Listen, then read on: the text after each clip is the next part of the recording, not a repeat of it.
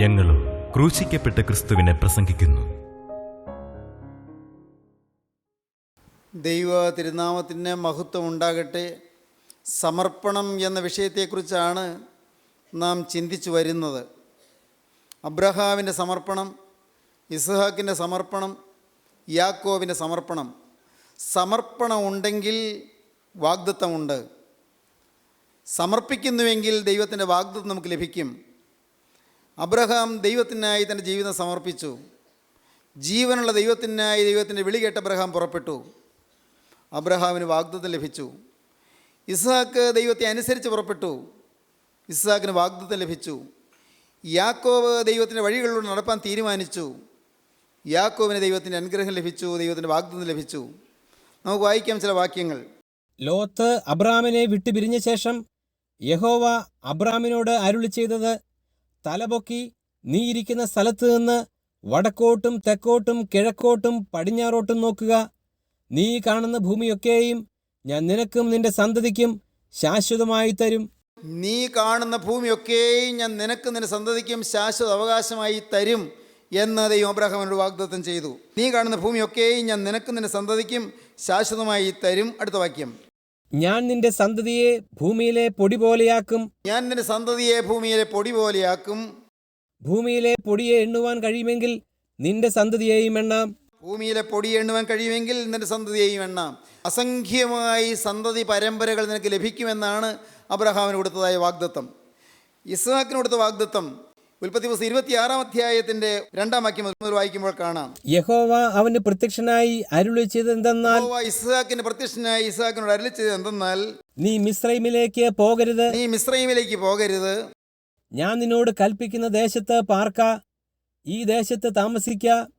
ഞാൻ നിന്നോടുകൂടെ ഇരുന്ന് നിന്നെ അനുഗ്രഹിക്കും. ഞാൻ നിന്നോടുകൂടെ ഇരുന്ന് നിന്നെ അനുഗ്രഹിക്കും. നിനക്കും നിന്റെ സന്തതിക്കും ഈ ദേശമൊക്കെയും തരും. നിനക്കും നിന്റെ സന്തതിക്കും ഈ ദേശമൊക്കെയും തരും.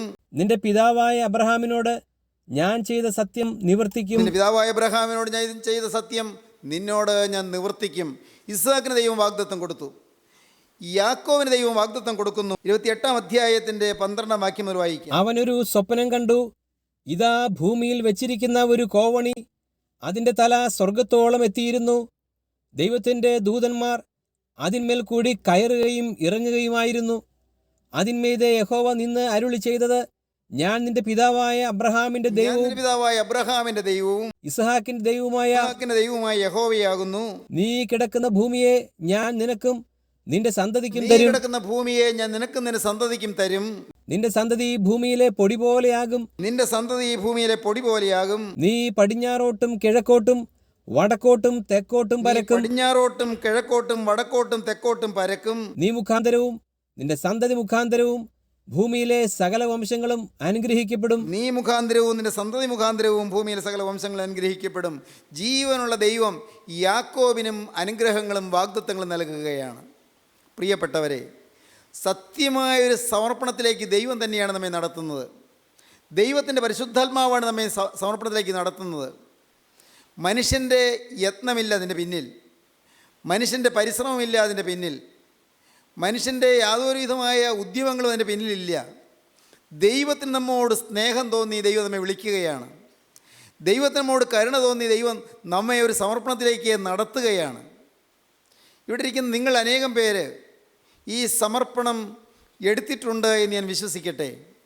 നിങ്ങളുടെ അനേകം പേരുടെ ജീവിതത്തിൽ ഒരിക്കലെങ്കിലും ദൈവത്തോട് നിങ്ങൾ വാക്ക് പറഞ്ഞിട്ടുണ്ട്, കർത്താവേ, ഒരു ജീവിത വിശുദ്ധി പാലിച്ചൊരു വിശുദ്ധനായി കർത്താവേ, എനിക്ക് ഈ ലോകത്ത് മരണത്തോളം ജീവിക്കണം.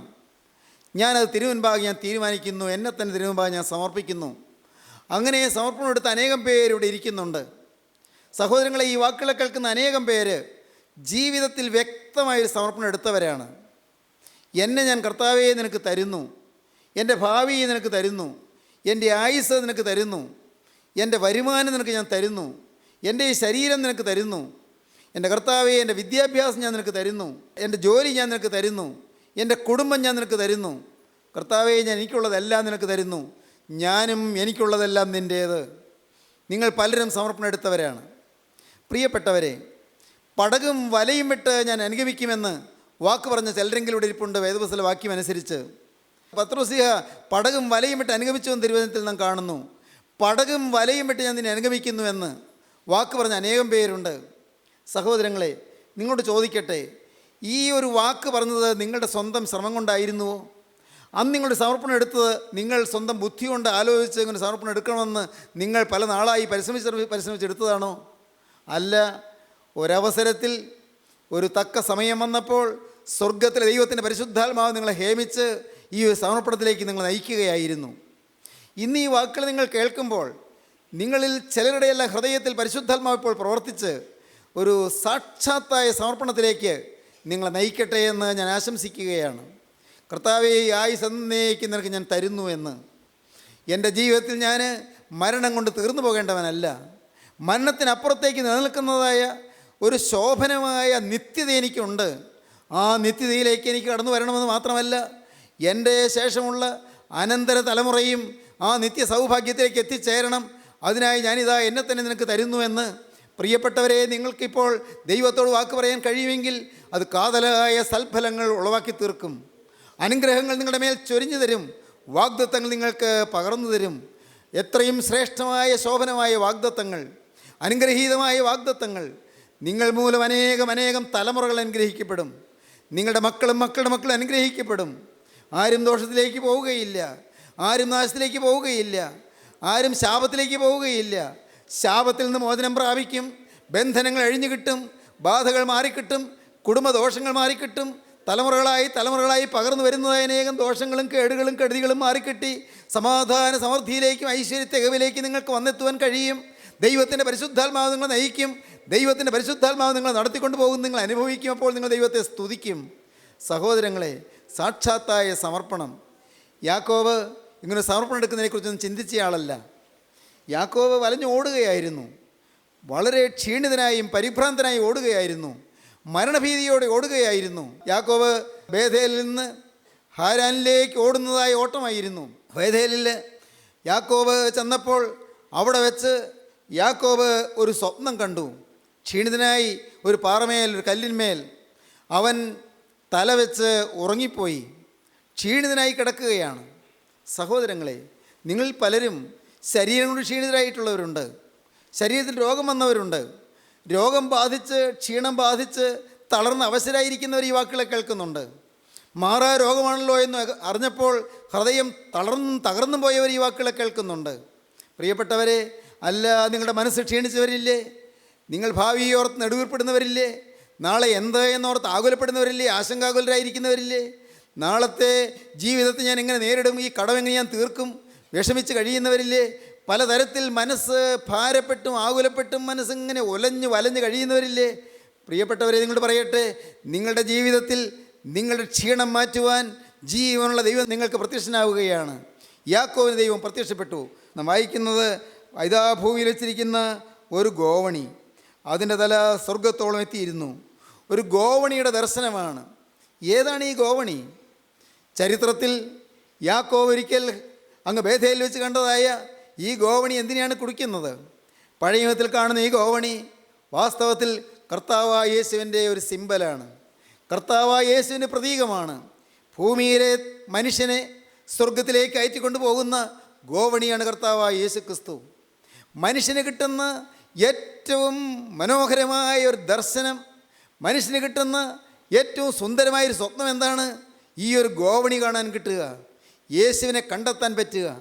നിങ്ങൾ ചോദിക്കട്ടെ, നിങ്ങൾ യേശുവിനെ കണ്ടെത്തിയിട്ടുണ്ടോ? നിങ്ങളെ സ്വർഗത്തിലേക്ക് കയറ്റിക്കൊണ്ടു പോകുക എന്നുള്ള ഗോവണി, സ്വർഗത്തിൽ നിന്ന് ഇറങ്ങി വന്ന ഗോവണി, സ്വർഗത്തിലേക്ക് കയറ്റിക്കൊണ്ടു പോകുന്ന ഗോവണി, മാലാഖമാർ കയറുകയും ഇറങ്ങുകയും ചെയ്യുന്ന ഗോവണി. എന്ത് മനോഹരമായൊരു ദർശനമാണ് കിട്ടിയത്! എന്ത് സുന്ദരമായൊരു സ്വപ്നമാണ് കിട്ടിയത്! ഇന്ന് ഈ വാക്കുകൾ നിങ്ങൾ കേട്ടുകൊണ്ടിരിക്കുമ്പോൾ നിങ്ങളോട് പറയട്ടെ, നിങ്ങളുടെ മുന്നിൽ കർത്താവ് ചില സ്വപ്നങ്ങൾ തരികയാണ്. ചില സ്വപ്നങ്ങൾ തരുന്നു. എന്താണ് ഈ സ്വപ്നം? ദൈവം തരുന്ന സ്വപ്നം എന്താണ്? ദൈവം തരുന്ന സ്വപ്നം, നിങ്ങൾക്ക് ദൈവം തരുന്ന സ്വപ്നം ഭാവിയെക്കുറിച്ചുള്ള മോഹന സ്വപ്നമാണ്. മധുരക്കിനാവെന്നൊക്കെ പറയില്ലേ? മോഹന സ്വപ്നം. എന്താണത്?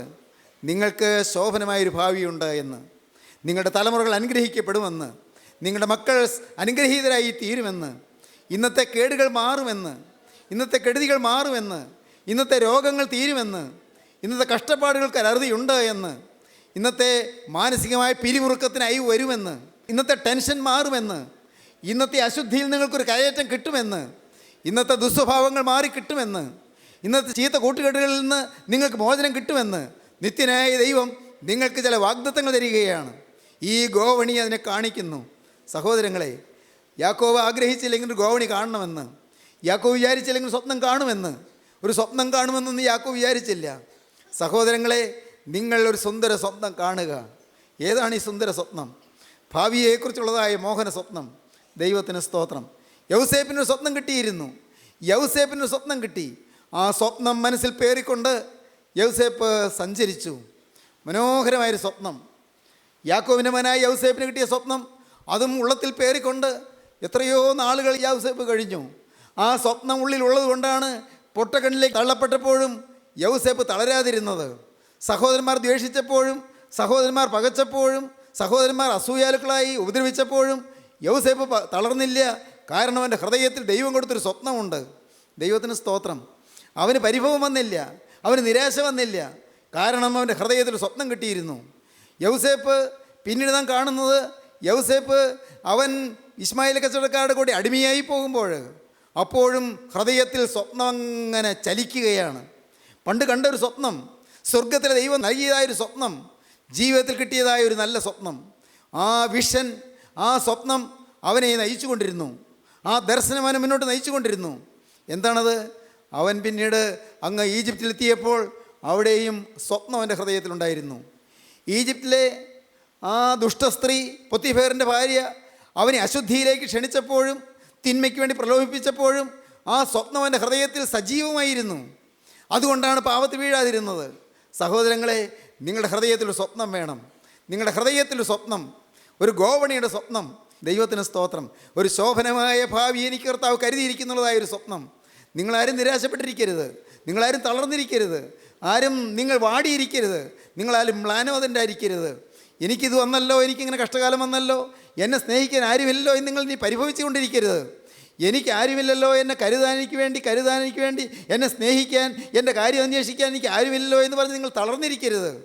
നിങ്ങളുടെ ഹൃദയത്തിൽ ഒരു സ്വപ്നം നിങ്ങൾ ഏറ്റുവാങ്ങുക. എൻ്റെ ദൈവത്തിന് സ്തോത്രം.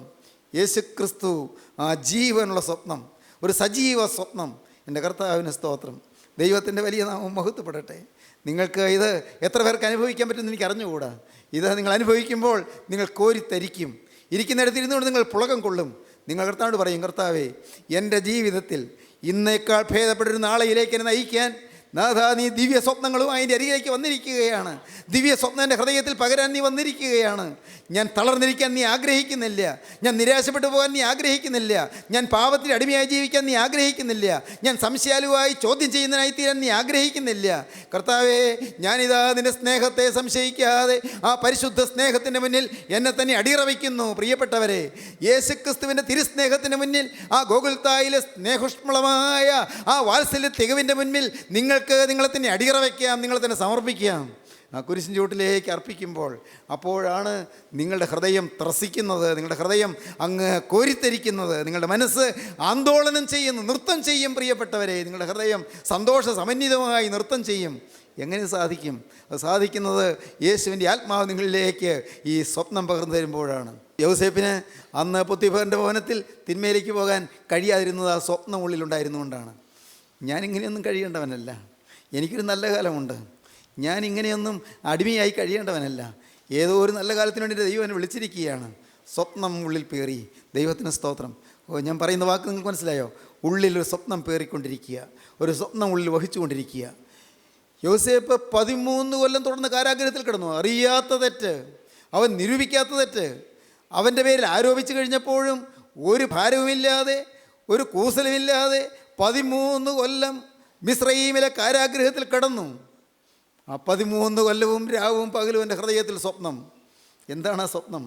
അത് ജീവനുള്ള ദൈവം കൊടുത്ത സ്വപ്നമാണ്. സഹോദരങ്ങളെ, യാക്കോബ് ഇപ്പോൾ സ്വപ്നം കാണുകയാണ്. എന്താണ് സ്വപ്നം? ഗോവണി. എൻ്റെ ദൈവത്തിന് സ്തോത്രം. ഇന്നത് കേട്ടുകൊണ്ടിരിക്കുമ്പോൾ നിങ്ങളുടെ മുന്നിൽ ഗോവണി പ്രത്യക്ഷപ്പെടട്ടെ. ഏതാണ് ഈ ഗോവണി എന്ന് പറഞ്ഞല്ലോ? അത് കർത്താവായ യേശുവാണ്. ഈ യേശു നിങ്ങളുടെ മുന്നിൽ വന്ന് നിൽക്കട്ടെ. ആ യേശു, ക്രൂശിക്കപ്പെട്ടവനായ യേശു നിങ്ങളുടെ മുന്നിൽ വരച്ച് കെട്ടട്ടെ. അത് നിങ്ങളുടെ ഹൃദയത്തിൽ സ്വപ്നമായി തീരട്ടെ. ഈ യേശുവിന് വേണ്ടി എനിക്ക് എന്ത് ചെയ്യാൻ പറ്റുമെന്ന്, ഈ യേശുവിനെ എനിക്ക് എങ്ങനെ സ്നേഹിക്കാൻ പറ്റുമെന്ന്. ദൈവത്തിന് സ്തോത്രം. ഇങ്ങോട്ടവൻ തരുന്നുണ്ട് പ്രിയരെ, എല്ലാം തരുന്നുണ്ട്, എല്ലാം തരുന്നുണ്ട്. യേശു എല്ലാം നമുക്ക് തരുന്നുണ്ട്. സ്നേഹം തരുന്നുണ്ട്, വിശ്വാസം തരുന്നുണ്ട്, ദൈവം നമുക്ക് എല്ലാ അനുഗ്രഹങ്ങളും തരുന്നുണ്ട്. പക്ഷേ ഇവിടെ തങ്ങുന്നില്ല. എന്താണ് തങ്ങാത്തത്? ഞാൻ പറയട്ടെ, ഈ സമർപ്പണമില്ലെങ്കിൽ അടിയില്ലാത്ത പാത്രം പോലെയാണ്. ബോട്ടംലെസ് പോട്ട്, ബോട്ടമില്ലാത്ത, അടിയില്ലാത്ത പാത്രം പോലെയാണ് സമർപ്പണമില്ലാത്ത ജീവിതം. സമർപ്പണമില്ലെങ്കിൽ ഇങ്ങോട്ട് എന്തോരം പകർന്നു തന്നാലും അവിടെ നിൽക്കില്ല. പകർന്നു കിട്ടുന്നുണ്ട്, സ്നേഹം പകർന്നു കിട്ടുന്നുണ്ട്, പരിശുദ്ധാത്മാവിനെ പകരുന്നുണ്ട്, ദൈവത്തിൻ്റെ സമാധാനം പകരുന്നുണ്ട്, ദൈവത്തിൻ്റെ വിശുദ്ധി പകരുന്നുണ്ട്, നമുക്ക് അനുഗ്രഹങ്ങൾ ഇങ്ങനെ പകർന്നു കിട്ടുന്നുണ്ട്. പക്ഷേ പാത്രത്തിലേക്ക് എന്തോരം ഒഴിച്ചാലും പാത്രത്തിൽ നിൽക്കില്ല, അടിയില്ല. നല്ല പാത്രമാണ്, കാണാൻ ചന്തമുള്ള പാത്രമാണ്, താഴെ വെച്ചപ്പോൾ നല്ല ഒന്നാം തരം പാത്രം, അടിയില്ല എന്ന് മനസ്സിലാവുകയില്ല. അനേകം പാത്രങ്ങളിരിക്കുന്നു, ഈ പാത്രത്തിന് അടിയില്ല എന്ന് മനസ്സിലാവുകയില്ല. അതുകൊണ്ട് വെള്ളം ഒഴിച്ചു. കുറച്ച് കഴിഞ്ഞപ്പോൾ നോക്കിയപ്പോൾ പാത്രത്തിൽ വെള്ളമില്ല. ഇതെന്തി ഒഴിച്ചിട്ടും വെള്ളം കിട്ടാത്തത്? ഒഴുകി പോവുക, കാരണം അടിയില്ല. അനേകം പേരുടെ ജീവിതത്തിലും ദൈവസ്നേഹം തരാത്തത് കൊണ്ടല്ല, അടിയില്ലാത്ത പാത്രങ്ങളാണ്. ബോട്ടമില്ല, അടിയില്ല. ചിലർക്ക് അടിയുണ്ട്, അടിത്തട്ടുണ്ട്, പക്ഷേ ലീക്കുണ്ട്, ദ്വാരങ്ങളുണ്ട്. പെട്ടെന്നങ്ങ് ചോർന്നു പോവില്ല, കുറേശ്ശെ ചോർന്നു പോകും. ചിലത് വലിയ ദ്വാരങ്ങളായിരിക്കും, ചിലർക്ക് ചെറിയ ദ്വാരങ്ങളായിരിക്കും, ചെറിയ ലീക്കേജസ്. അത് ഓരോരുത്തരും കണ്ടുപിടിക്കണം. എൻ്റെ ലീക്കേജസ് എവിടെയാണ്? എനിക്ക് ദൈവകൃപ പകർന്നു കിട്ടുമ്പോൾ അത് ചോർന്നു പോകുന്ന ഏതെല്ലാം കാര്യങ്ങളിലാണ്? എവിടെയെല്ലാമാണ് എനിക്ക് കിട്ടുന്നതെല്ലാം ചോർന്നു പോകുന്നത്? എൻ്റെ സമർപ്പണത്തിൽ എവിടെയെല്ലാമാണ് കുറവ്? ഞാൻ ഇന്നും എവിടെയെല്ലാമാണ് പരാജയപ്പെട്ടിരിക്കുന്നത്? കണ്ടുപിടിക്കണം. അത് അവരവനെ കണ്ടുപിടിക്കണം. അതാണ് നമുക്ക് പ്രാർത്ഥന എന്ന് പറയുന്നത്. പ്രാർത്ഥനയിൽ കൂടെ നാം നേടുന്നതാണ്. എൻ്റെ ജീവിതത്തിൽ ദൈവം തരുന്ന സ്നേഹം, ദൈവം തരുന്ന ആത്മാവ്, ദൈവം തരുന്ന കൃപ എന്നിൽ തങ്ങി നിൽക്കാതെ വണ്ണം ഒഴുകിപ്പോകുന്ന ചാലുകൾ ഏതെല്ലാമാണെന്ന് കണ്ടുപിടിക്കുക. കണ്ടുപിടിച്ചിട്ട് ലീക്കേജ് മാറ്റണം, ആ ദ്വാരങ്ങൾ അടയ്ക്കണം. അതും ദൈവം കൃപ തരും. ഞാനത് കണ്ടുപിടിച്ചാൽ, കർത്താവേ ഇതൊക്കെ എൻ്റെ ജീവിതത്തിലെ ലീക്കുള്ള ഭാഗങ്ങളാണല്ലോ കർത്താവേ, ഞാൻ നോക്കിയിട്ട് ഇത് അടയുന്നില്ലല്ലോ കർത്താവേ, ഞാൻ എങ്ങനെയാണ് ഇത് അടയ്ക്കുന്നത്? എൻ്റെ മാനുഷിക ബുദ്ധിയിൽ അസാധ്യം. കർത്താവേ, ഞാൻ ഈ പാത്രം നിൻ്റെ മുമ്പാകെ കൊണ്ടുവരികയാണ്, നീ ഇതൊന്ന് അടച്ചു തരണം. ദൈവത്തിന് സ്തോത്രം. ഞാൻ അങ്ങനെയൊക്കെ പറയാറുണ്ട് കേട്ടോ, ഞാൻ അങ്ങനെയൊക്കെ ദൈവത്തോട് പറയാറുണ്ട്.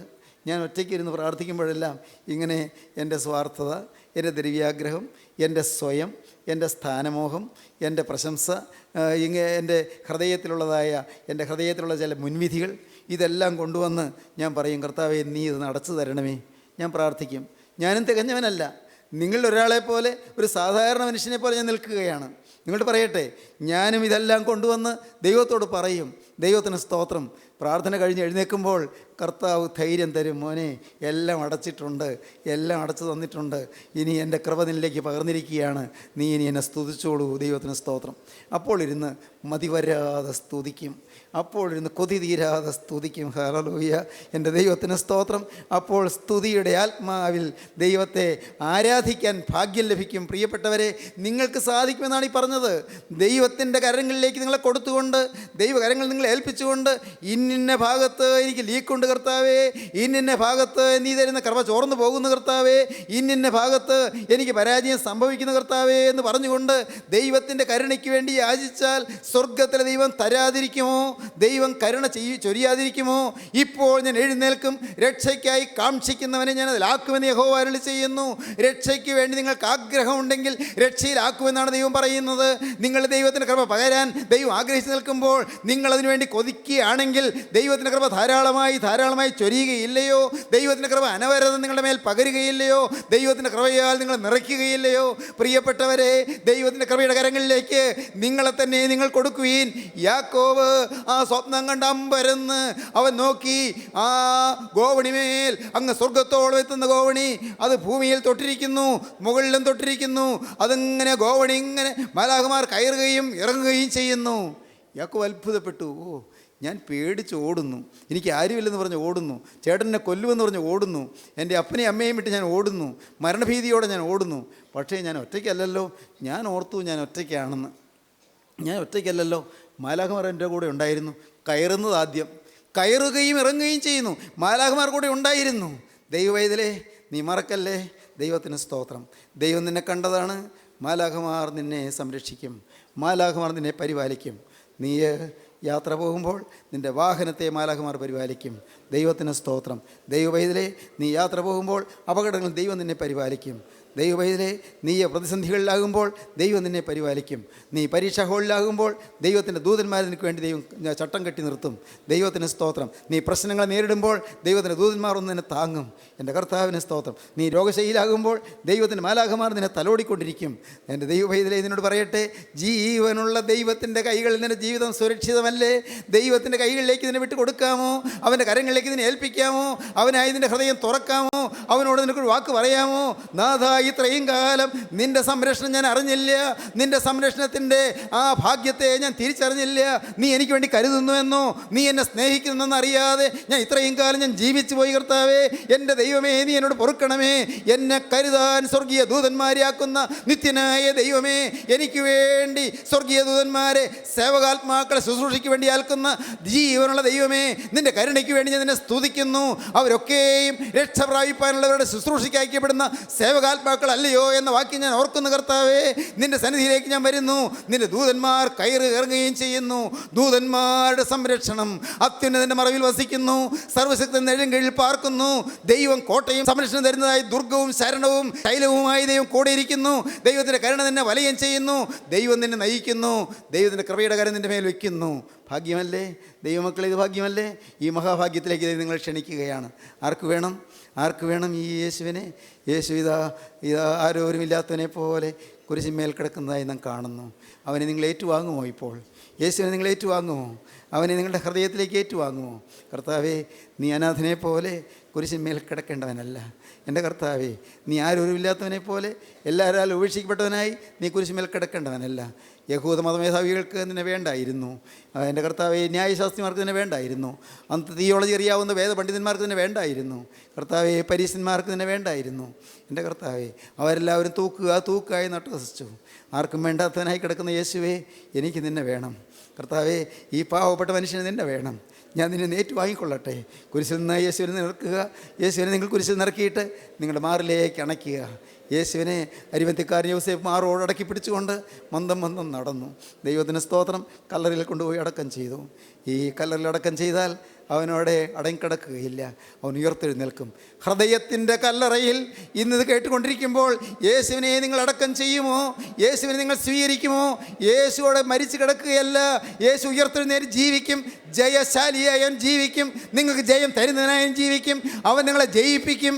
അവൻ നിങ്ങളെ നയിക്കും. അവൻ നിങ്ങളെ നടത്തും. അവൻ നിങ്ങളെ അത്ഭുതകരമായി വഴി നടത്തുകയും നിങ്ങളുടെ ജീവിതം ശോഭനമാക്കുകയും ചെയ്യും. നിങ്ങളുടെ ഭാവി അനുഗ്രഹീതമായി തീരും. സന്തോഷത്തിൻ്റെ സമൃദ്ധിയിലേക്കും ആനന്ദത്തിൻ്റെ ഉല്ലാസത്തിലേക്കും സമാധാനത്തിൻ്റെ തികവിലേക്കും അവൻ നിങ്ങളെ നയിക്കും. നിങ്ങളുടെ ജീവിതം ഐശ്വര്യമായി തീരും. മരണശേഷം നിത്യജീവൻ നിങ്ങൾക്ക് കരഗതമാവുകയും ചെയ്യും. നമുക്ക് പ്രാർത്ഥിക്കാം, നമുക്ക് സമർപ്പിക്കാം. ജീവനുള്ള ദൈവമേ, സാക്ഷാത്തായ സമർപ്പണത്തിലേക്ക് അവിടെ നിങ്ങളെ നയിക്കുന്നതിനായി സ്തോത്രം.